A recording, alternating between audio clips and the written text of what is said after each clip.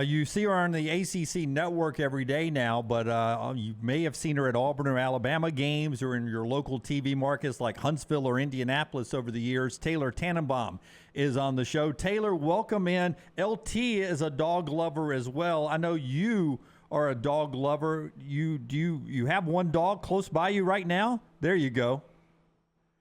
You're muted right now, by the way, if you'll unmute your microphone, but what a good dog to snooze Rookie in there. mistake. Yeah. Hello, guys. Here's Mitch. He's never far away. That's okay, the thing. So Mitch is the coloring of a Vizsla. I'm a big Vizsla guy, Taylor. Yep. I don't know if you know much about Vizslas, but yeah, Mitch, good-looking dog. Yeah, they're color twins. That red to him. He's a good boy. He's a little mad right now because it's raining, so he'll just have to listen to the show and enjoy it. Hey, before we get to it, you've always got a good shoe game going on when I watch you on the ACC network. Now, I don't know if you're wearing any right now because you're indoors, but just what's the pair of choice today? No shoes today. I'm big on just like the lows. I'm a big ones or low dunk kind of gal. See, and I've got the Midas go. gold on today. How about that? Nice. Yeah, it's really weird that the dunks, the USCs are the red and white. You would think this would be the USC, but this is the Midas gold. Yeah, that doesn't make any sense at all because that seems much more par for the course. I'm trying to, I'm stacking one at a time. I've hit a couple of times here recently on sneakers, so I feel like I'm on a streak. When that happens, it's a good day. But as you travel around and you guys do a lot of shows on site in some Nike schools, UNC, by the way, could you not work deals with some of the shoe guys there and pull a pair or two? So I've gone back and forth on Twitter. UNC, for the athletes, they'll release some exclusive pairs that only the athletes get or only the football players get. And I said, I have eligibility remaining. Just try me. If you send me a pair of shoes, we can try and work something out. They kind of laugh in your face a little bit, but we'll work Mac Brown a little bit. They're good to us. Mac Brown's good to us. We'll see what I can conjure up this season. You and I, when we were setting up the interview, you said, I was like, hey, if there's one or two things you want to hit on about the ACC, throw them my way, and we'll make sure we get to them. And one thing you fired back at me was, hey, Louisville's schedule is very interesting. And it was something we touched on briefly earlier this spring. So let's start there as we jump into this. New coach at Louisville, but they do have a schedule that has caught your attention and a lot of people's attention, right? Well, first of all, scheduling wise, I'm pumped for the ACC in the sense that divisions are gone. And I know the SEC is going to do that whole deal too, which is awesome because I just think it gives everyone more opportunity. You're going to see the best of the best in that final weekend coming up in December. And that's a beautiful thing. So ever evolving schedule, right? It's never a conversation that's dead. But with that being said, Louisville with Jeff Brom at the helm, that offense is going to be explosive. He's coming over from Purdue, and what he did there, leading them back to the top of the Big Ten West, was pretty incredible. And their schedule shapes up nicely. So when you're looking at who's going to make it to Charlotte at the end of the year, sure, Clemson, Florida State, UNC, they have the Heisman talent. They have the guys up and down the roster. They have the experience, right? But you also have to look at who are you facing, when and where. And if you look at the teams you would think are favored in the ACC, Louisville does not have Clemson. Louisville does not have Florida State, and Louisville does not have North Carolina with the Drake May at quarterback. And what they do have is their arch rival Kentucky at home. They have Virginia Tech and Virginia at home, which they've struggled mightily last year. They have Duke at home, so that's on their home field. Notre Dame is a massive game, but for them too, that's on their home field in Louisville. And, people are going to be really excited for this Jeff Brom era. So I would say the crowds are going to come out, and if it shapes up well, it could be a good year one for the Cards. Are you a little surprised at how hyped up Florida State is? Look, and I know they closed the season winning 5 consecutive games or 6 consecutive games, and they finished ranked higher than Clemson, but they lost at home to Clemson last year. And it's like everybody's forgotten about Clemson just because they hadn't won a national championship in a few years. And that's the thing I keep harping on is, look, I'm a Florida State alum, and I wear that on my sleeve. I don't think there's any question about that. But with that being said, I will not count Clemson out until they prove me otherwise. And I will not put Florida State ahead of them until they prove me otherwise. Because look, the reality of the situation is, do they have the talent on the roster? 100%, no doubt about it. 87% of their production returning from last year. And you have a Jordan Travis who's going to be a year better. They're killers of the transfer portal. Florida State is. They've done an outstanding job in that aspect. But with that being said, they haven't had this kind of pressure. They haven't had this kind of expectation in a very long time, since the Jameis days or the DeAndre Francois days. I remember when they went into that Alabama kickoff, the Chick-fil-A kickoff game, what, in 16, and they had whatever it was, 16 or 17, and they had these massively high expectations. He breaks his leg. It was awful. And really, they haven't been the same since then. They took a real nosedive after that. So handling expectation is the key. And you do have to remember, while they did close strong last year and really the year before too, they haven't beaten a real, yes, LSU at the beginning of last year. And by the end of the season, we found out they were SEC West champs. That is great. But with the expectation, with this level of talent, they haven't beaten someone of that caliber like a Clemson, or even they lost to Wake Forest last year too. They had a 3-game skid and came out on the other side with really playing free, right? No expectation. So how do they handle the pressure this year? So I would agree with you. I'm still going to consider Clemson as the top dog, because that's what they've been, and they've proven that they can handle whatever's thrown their way. I mean, if Florida State can handle expectation, they have the arsenal to be able to do this. And again, on your show and traveling around, did Florida State fans, did they blame the last few years before Norville got it turned around on Jimbo Fisher? Was there a lot of dislike for Jimbo with that fan base? You know what? I think it's really split down the middle, and I think it's less to do with Jimbo as more. I mean, I feel like, yes, there is some animosity there, but I think it was also more of just like, you kind of left us high and dry in the sense, which I don't really understand that take. I think everything has its cycle and everything moves accordingly. I think they kind of got past that, and Willie Taggart is where more of the blame is now, if you ask a Florida State fan. I think he inherited a team that still had potential in a sense, and you have very fertile recruiting grounds, and obviously you're a brand name, and there's no reason you can't pick up where somebody else left off.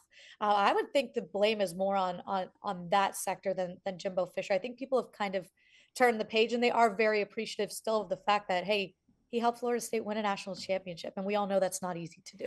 I know it was year one, but one of the most disappointing teams last year in college football, the Miami Hurricanes. I mean, Tyler Van Dyke, the way he closed 2021, he looked to be an elite quarterback, took a nosedive. The team goes 5-7. They're paying Cristobal a ton of money. NIL seems to be kicking. What's the expectation year two for Cristobal? The expectation is, first of all, if you want to put it bluntly, 5-7 is not going to cut it at Miami. And for all those reasons you just named, because of the talent, because it is Miami and they're expected to be good, because they're paying all this money to Mario Cristobal, who's supposed to come back to his alma mater and save the day. And granted, you have to give people some time, right? It's not like Miami's been this dominant power that sometimes we perceive them to be. We say every year Miami is back. But the expectation this year is, first of all, you have to make a bowl game and you have to be competitive. There were times on the field last year, and I think Coach Cristobal would even say it, like they were just not even competing. It was almost like they had the physicality that he preaches so much was just absolutely not there. So at the end of the day, when you have the expectations Miami does, you have to be competing for an ACC championship. Do I think that's going to happen this year? Not necessarily, but I think 7 or 8 wins is a minimum to define success for this Miami team this season. And even still, you're going to have people saying that's not enough. Because I do think that the talent on this roster, Tyler Van Dyke, we've seen is an NFL caliber quarterback. The good news is they did look themselves in the mirror and say, hey, we need a new OC. We need a new DC. Lance Guidry on the defensive side. I kind of am okay on that side. I think he's has a track record of success. I think they have talent on that side. It's more offensively. What can you do with that talented quarterback that you have? You know, I've seen you at Clemson and other campuses. Have you been on the Miami campus? And if you have, what's their facilities like? I've always wondered about that because I know they don't play on campus, but their practice facilities, their football buildings, you've grown up covering the SEC. Yeah. You went to Big Ten country. You've been all over the ACC now. Does Miami's facilities stack up? Are they improving? Is that something they're working on there? So the investment is there 100%. And Dan Radakovich is now the athletic director down there. And he did wonderful things at Clemson and really built them up to help where they are today. And they're making improvements there. What's so funny is I'm from Fort Lauderdale, and I've really never I've been to basketball at Miami, at the Watsco Center, but I've never been truly on campus and walked around, which is so strange, and kind of pathetic. I should probably get on that, and hopefully we have a road trip there soon. But they are in the process of building a football only facility, which is going to be incredible. It's like 7 or so stories high. The technology inside and the amenities are insane. So the focus on football is absolutely there. That's what they were lacking for several years. Is they want to be good, they want to be this brand like the 2000s, but they didn't really necessarily have the investment. It is such an academic and small private school, but they're getting there, and that building that they're getting set to build is, I think, going to help with the dynamic of making sure football is the power down there again. I saw you do the famous slide at Clemson. I did it. Is their facility unbelievable? I walked out of there like this. There are NFL teams that don't have this kind of facility and this kind of access to this great stuff. It was truly remarkable. And granted, I worked in the SEC, and Alabama's facilities are insane. I remember walking through from the practice field one day and just seeing like what the breakfast spread was just sick at Alabama. I was like, this is insane. I couldn't even imagine having this. But Clemson is right up there, and they're continuing to add to it. It is such a cool environment that they have there. It really is like a true family feel, as big as it is. And that slide is much faster than you would think it looks. It's deceiving. It was honestly scary. I fell on my butt at the bottom, and I got up really quickly because you're just like so nervous, like who's watching you go down this slide. So hopefully no one has video of the aftermath. And you're an athlete to end up in your ass. Yeah. That's pretty bad. No, it was embarrassing. But I don't think anyone was really in there. But they do. Apparently, players really use that slide to get from upstairs to downstairs to the fields quicker because it's the fastest way.